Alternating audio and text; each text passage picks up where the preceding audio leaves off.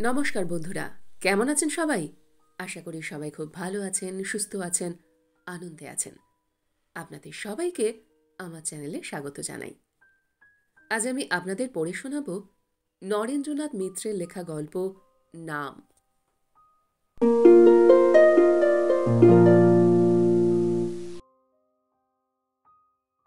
স্ত্রী আর দুই বোনের জ্বালায় শেষ পর্যন্ত অস্থির হয়ে উঠলাম। উঠতে বসতে তাগিদ। কই, ঝির কি করলে? বলে বলে যে আমরা হয়রান হয়ে গেলাম। খুঁজে খুঁজে আমিও কি কম হয়রান হয়েছি? কিন্তু কলকাতায় 4 টাকার জায়গায় 8-10 টাকা মাসের মাইনে যদি বা ঠিকেছি, বার কয়েক ঠিক করা গেছে, গায়ে এসে দেখতে পেলাম টাকা বিলিয়ে আর যাই মিলুক না কেন, জি মিলবে না। আশেপাশে যে কয়েক ঘর কামার নমশূদ্র প্রতিবেশী আছে, আগে তাদের বিধবা বোন আর মেয়েদের ভেতর থেকেই এসব প্রয়োজন মিটত। কিন্তু এখন দিনকাল বদলেছে। পুরুষদের মজুরির রেট হয়েছে এখন 2-3 টাকা। ফলে মেয়েদের মান সম্মানের দিকে চোখ পড়েছে। কি মেয়ে কি পুরুষ, ঝি চাকর খাটতে আর কেউ রাজি নয়। ঘুরে ঘুরে 2-3 বাড়িতে গিয়ে ইশারা ইঙ্গিতে কথাটা পেরেও দেখলাম, কিন্তু কেউ বলল দেহ ভালো নয়, নিজের সংসারেই নানান ঝামেলা। আবার কেউ বা পরিষ্কার মাথা নেড়ে জানালো, না কর্তা, সমাজে তাহলে কথা উঠবে।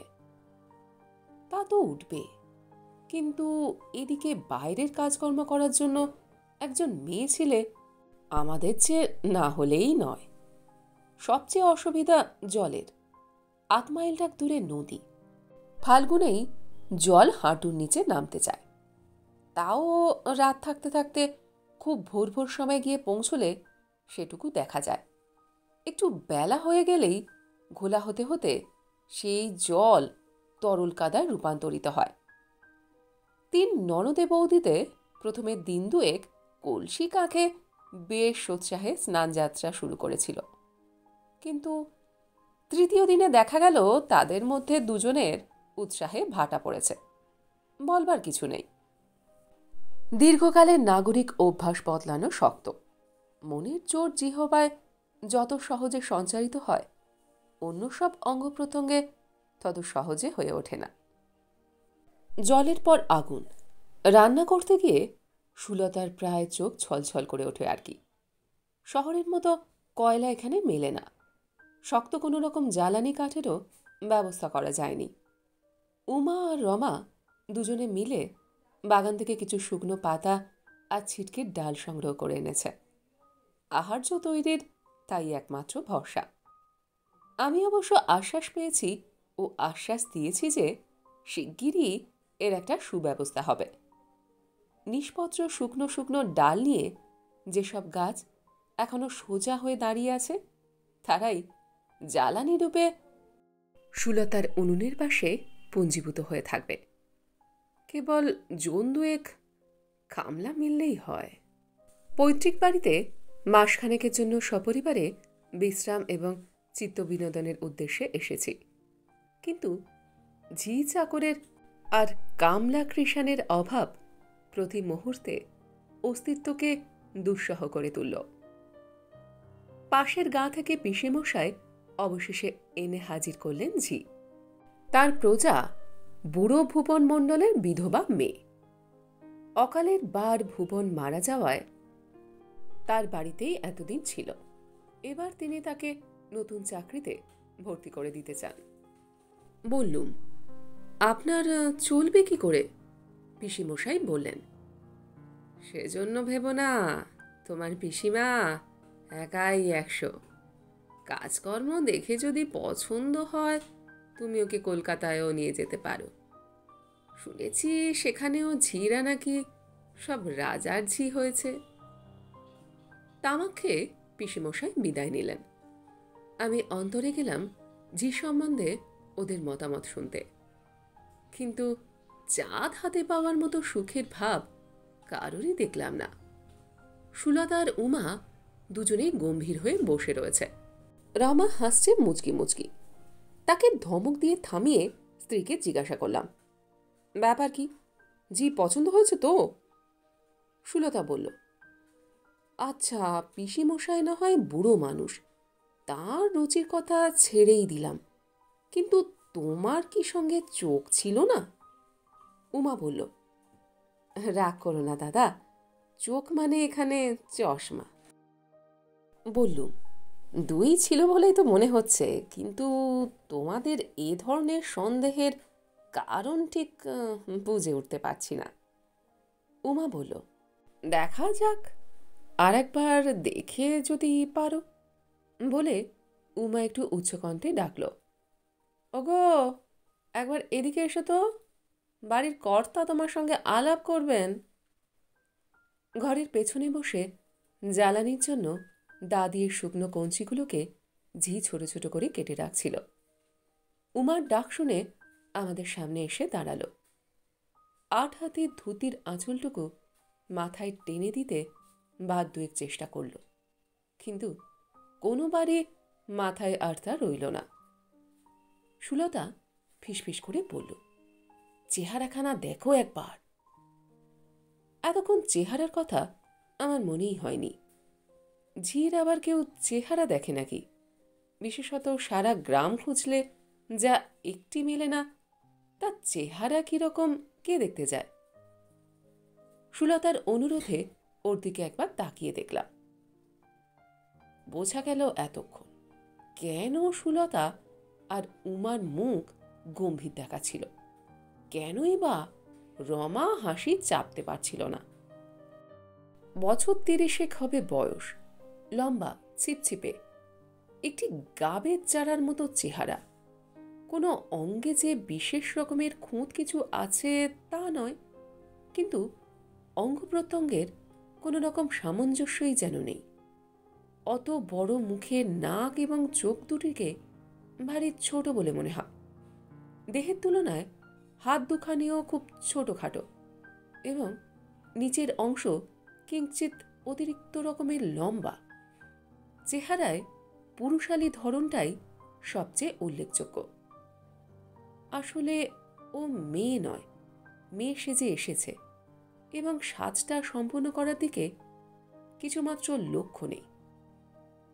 জির আঙ্গিক গঠনের এই বৈসাদৃশ্যই রমাকে হাসিয়েছে এবং সুলতাকে বিরক্ত ও গম্ভীর করে তুলেছে বুঝতে পারলাম। সুলতার ইচ্ছা বাড়ির প্রত্যেকটি আসবাব যেন সুন্দর হয় এবং গৃহকর্ত্রীর সুরুচি এবং সৌন্দর্য নিষ্ঠার সাক্ষ্য দেয়। একটু চুপ করে থেকে জিজ্ঞাসা করলাম, তোমার নাম কি? কর্কশ পুরুষকণ্ঠে জবাব এলো, রস। ওর পৌরুষের আধিক্য স্ত্রীসুলভ লজ্জা অনুভব করে একটু কুণ্ঠিত ভঙ্গিতে বললাম, কাজকর্ম সব দেখে নিয়েছ? সব পারবে তো করতে? রস বলল, কেন পারবো না? এদেশের মানুষ না আমি, না বিলেত থেকে এসেছি? সুলতা বলল, তা তো আসুনি, কিন্তু মাথাটাকে অমন ন্যাড়া কদমছাদ করেছ কেন? চুলগুলো কি দোষ করল?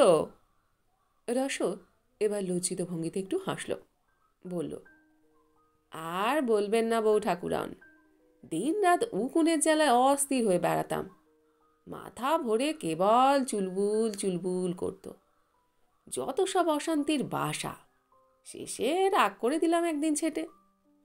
সুলতা রুক্ষ কণ্ঠে বলল, বেশ করেছ। ব্যক্তিগতভাবে চুলের ভারী যত্ন করে সুলতা। তেল মাখিয়ে শুকোনোয় বেনি রচনায় তার অনেকটা সময় ব্যয় হয়, কিন্তু তার প্রতিটা মুহূর্ত সে যেন আলাদা আলাদা করে উপভোগ করে। সুলতার জন্য সত্যি কষ্ট বোধ করলাম। সুলতা পিছিয়ে এলো তো উমা গেল এগিয়ে।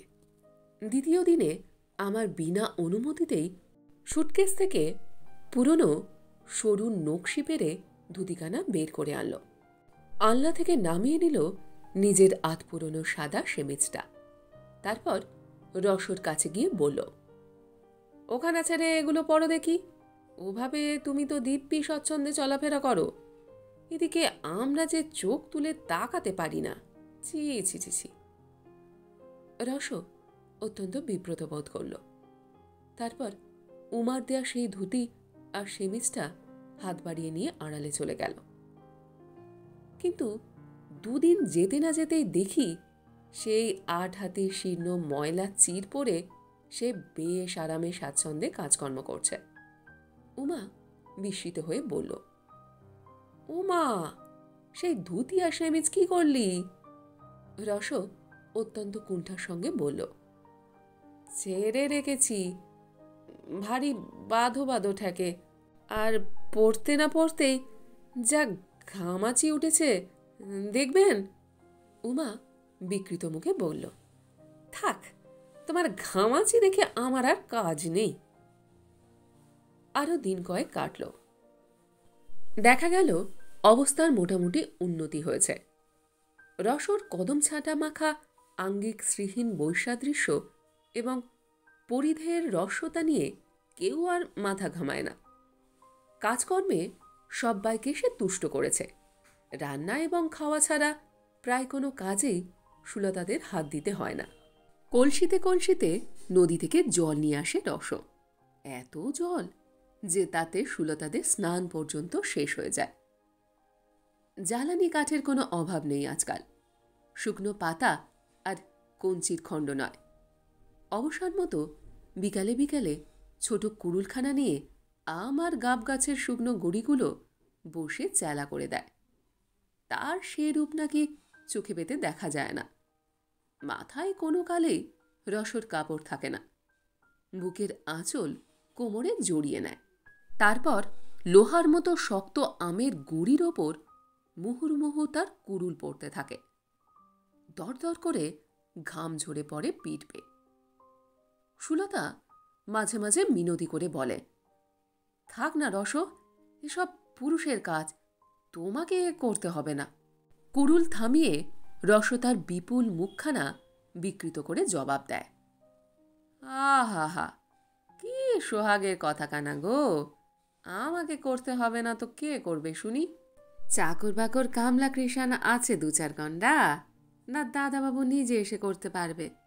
কোপ দেয়া দূরে থাক, গরুলখানা যদি ভালো করে ধরতে জানতো তবু না হয় বুঝতাম। গুণের ওই তো একখানা স্বামী, এরপর আবার পুরুষের কাজ আর মেয়ে মানুষের কাজ বলে বকাবকি করছো বউ ঠাকুরন।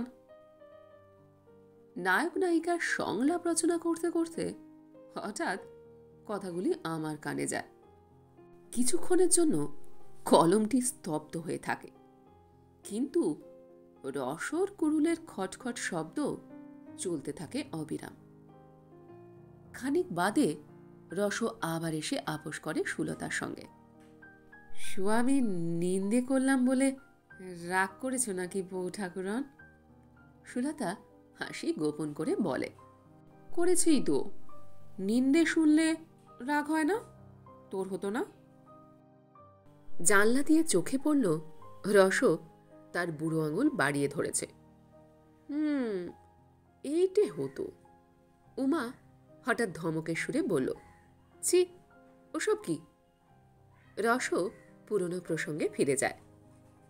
কাজের কথা বলেছিলে বউ ঠাকুরন, কাজের আবার মেয়ে পুরুষ আছে, যে যা জানে তার সেই কাজ, তাকে তাই মানায়। রমা হেসে ওঠে, বাবা, আমাদের রসরাজ্যে আবার বক্তৃতা দিতেও জানে দেখছি বৌদি। রসর পৌরুষকে স্বীকার করে নিয়ে ওরা তার নাম রেখেছে রসরাজ। চাল চলনে, রুচিতে, প্রসাধনে নিজেদের সঙ্গে রসর মিল নেই। এ নিয়ে মনে আর কোনো ক্ষোভ নেই সুলতার। চোখ আর পীড়িত হয়ে ওঠে না। ওর বেশে, বাসে, আচারে, ব্যবহারে লজ্জা পাবার কি আছে? ও যে কেবল আমাদের নিজেদের শ্রেণীর মেয়ে নয় তাই নয়, ওর মধ্যে কোনো শ্রেণীর কোনো নারীত্বই নেই। আরও একটি ঘটনায় একথার ভালো রকম প্রমাণ হয়ে গেল। আমাদের বাড়ির পাশের বাড়িতেই থাকেন কুঞ্জ কবিরাজ। ছেলেপুলে নেই। বছর কয়েক আগে স্ত্রী মারা গেছে। আরেকবার বিয়ের চেষ্টা করেছিলেন, কিন্তু মাথার চুল সব পেকে যাওয়ায় কোনো মেয়ের বাপ রাজি হয়নি। পাড়ার ছেলেরাও শাসিয়েছে। অগত্যা বড়িয়া দাবার বড়ে নিয়েই কবিরাজের দিন কাটে। আমি বাড়ি এসেছি শুনে দাবার পুটুলি হাতে রোজ আমাদের বাড়িতে তিনি আসা শুরু করলেন। বললাম, কিন্তু দাবা খেলা তো আমি জানি নে কবিরাজ মশাই। কবিরাজ মশাই নাছোড়বান্দা বললেন, জানো না জানতে কতক্ষণ? প্রথম দিন কয়েক খুব বিরক্ত বোধ করতাম, কিন্তু ক্রমশ একটু একটু করে রস পেতে লাগলাম। নেশা জমে উঠল। তবু কবিরাজের মতো জিততে পারি না, চালও দিতে পারি না তাড়াতাড়ি। ভাবতে হয়, অনেক সময় লাগে। কবিরাজ কিছুক্ষণ চুপ করে থেকে তারপর অধীরভাবে বলেন, না হে, তুমি যে রাত ভর করে দিতে চলেছ দেখছি। বসে বসে আমি কি করি বলো তো?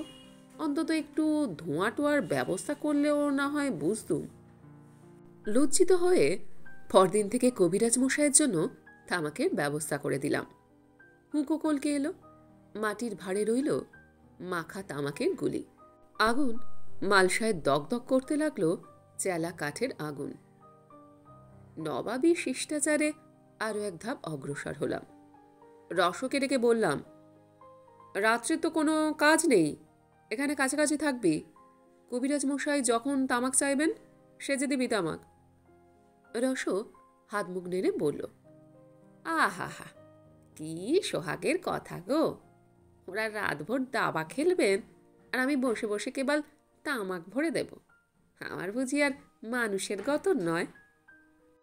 ক্রুদ্ধ দৃষ্টিতে তার দিকে তাকাতেই রস অত্যন্ত অপ্রতিভ এবং সংকুচিত হয়ে বলল, বকো না দাদাবাবু, মুখে বললুম বটে, তোমার কথা কি সত্যি অমান্য করতে পারি? তুমি হচ্ছ মনিব। সুবন্দোবস্তের ফলে কবিরাজ মশাইয়ের তামাকের তৃষ্ণা ক্রমশই বেড়ে যেতে লাগল। এক ছিলেম শেষ হতে না হতে আর এক ছিলেম রসকে সাজাতে বলেন। দুটো দিন যেতে না যেতে বড় বড় এক একটা গুলি কাবার হয়ে যায়। কিন্তু এ নিয়ে বলি বলি করেও কবিরাজ মশাইকে কিছু বলতে ভারী সংকোচ হয়। ভাবি আর কটা দিনই বা, কিন্তু এত তাড়াতাড়ি এবং আকস্মিকভাবে যে দাবা আর তামাকের ওপর জবনিকা পড়বে ভাবতেই পারিনি। সুলতারা এ নিয়ে অনেকবার অনেক রকম মন্তব্য করেছে, কানে তুলিনি। কিন্তু সে রাত্রে ব্যাপার ঘটল একেবারে ভিন্ন রকমের। একটু বেশি রাত হয়ে যাওয়ায় এবং ওরা বরাবর আপত্তি করতে থাকায় খেলা অসমাপ্ত রেখেই কবিরাজ মশাইকে বিদায় দিলাম। কবিরাজ মশাই নিতান্ত অনিচ্ছায় পুটুলি বেঁধে উঠে পড়লেন। বললেন, বড় বেরসিক লোকে, একেবারে স্ত্রীর আঁচল ধরা হয়ে পড়েছে। হেসে বললাম, সেটা তো রসিকেরই লক্ষণ। যে আঁচল সে বসে একেবারে ভিজে জপজপে হয়ে থাকে তাকে এর মধ্যেই ভুলে গেলেন। রস যে একটু দূরে দাঁড়িয়ে আমাদের কথা শুনছিল লক্ষ্য করিনি।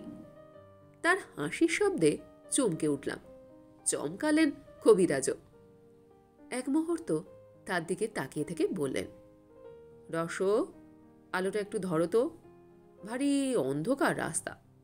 বললাম, আমি দিচ্ছি এগিয়ে। রস তাড়াতাড়ি হ্যারিকেনটা তুলে নিয়ে বলল, না দাদাবাবু, আপনি থাকুন, পথঘাট ভালো নয়, আমিই যাচ্ছি। ঘরে গিয়ে সুলতার অভিযোগে জবাব দিতে চেষ্টা করছি।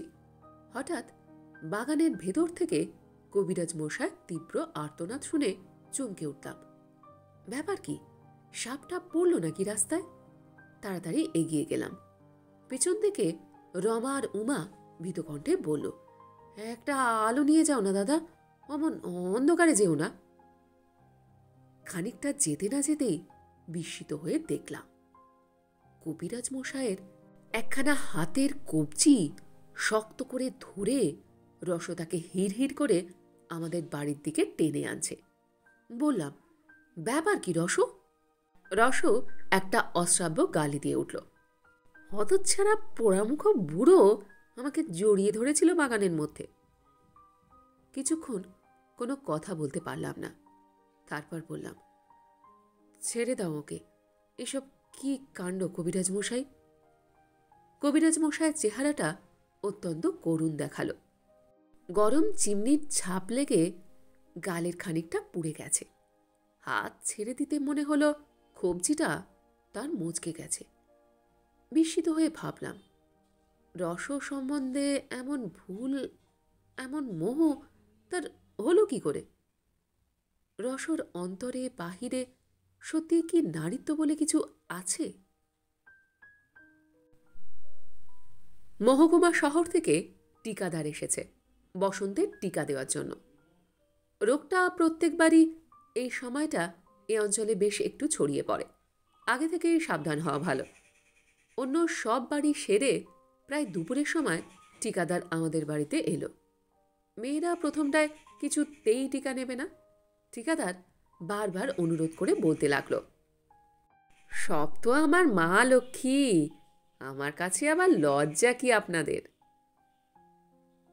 সুলতাদের বললাম, দোষ কি, নাও না টিকা।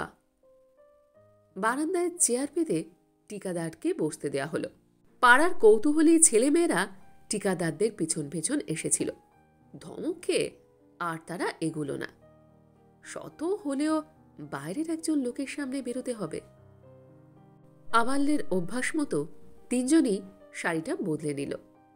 আয়নার সামনে গিয়ে দেখে নিল মুখখানা। তারপর টিকা নেওয়ার জন্য বারান্দায় এসে দাঁড়ালো। রসও এসেছে।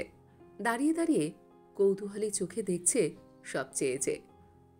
টিকা দেওয়ার সঙ্গে সঙ্গে টিকাদারের সঙ্গের লোকটি একটি খাতায় নাম লিখে নিচ্ছে। রমার টিকা দেয়া হয়ে গেলে লোকটি বলল, ওর নামটা? বললাম, ডাকি তো রমা রমা করে, ভালো নামটাই লিখুন, কাবেরী রায়। রমার পোশাকি নাম উজ্জয়িনী, সুলতার সুচিস্মিতা। এবার রসর পালা। টিকাদারের কাছে ঠিক মধুরেনও সমাপয়েত হল না। রসর শক্ত শাবলের মতো হাতখানায় নিতান্ত নিষ্প্রিয়ভাবে সরু ছুরি দিয়ে গোটা তিনেক আউচ কেটে টিকাদার পরম অবহেলায় জিজ্ঞাসা করল, নাম? বললাম, রস। রস একবার আমার দিকে তাকালো, চোখ বুলিয়ে নিল সুলতাদের দিকে। তারপর টিকাদারের দিকে চেয়ে মোলায়েম গলায় বলল, না টিকাদার মশাই, আমার নাম রসমঞ্জুরি। অবাক হয়ে রসর দিকে তাকালাম। তার বেশ পাশের সংস্কারের দিকে আজ আর কেউ লক্ষ্য করেনি। এতদিনে লক্ষ্য না করাটাই সকলের অভ্যাস হয়ে গেছে। রসর পরনে সেই 8 হাতি ময়লা ধুতি, কয়েক জায়গায় ছেঁড়া। টিকাদাররা চলে গেলে বললাম, আমরা তো জানতাম না, এ নাম তুই কোথায় পেলি রে? রস ভারী লজ্জা পেয়ে মুখ নিচু করল। তারপর মৃদুস্বরে বলল, পাবো আবার কোথায়? পোড়ামুখ কোবরেজ সেই দিন ওই নামেই ডেকেছিল।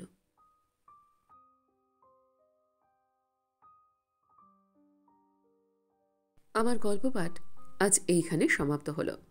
আপনারা এতক্ষণ শুনছিলেন নরেন্দ্রনাথ মিত্রের লেখা ছোট গল্প নাম। গল্পটি আপনাদের কেমন লাগলো কমেন্ট সেকশনে অবশ্যই লিখে জানান। যদি আমার গল্পপাঠ আপনাদের ভালো লেগে থাকে তাহলে আশা করব লাইক শেয়ার অবশ্যই করবেন। আর এই ধরনের সুন্দর সুন্দর কাহিনী আরও শুনবার জন্য আমার চ্যানেলটিকে সাবস্ক্রাইব করতে ভুলবেন না কিন্তু। তবে আজ এই পর্যন্ত। আমি খুব তাড়াতাড়ি আবার অন্য কোনো কাহিনী নিয়ে আপনাদের সামনে চলে আসব। সবাই খুব ভালো থাকবেন, সুস্থ থাকবেন, আনন্দে থাকবেন। নমস্কার।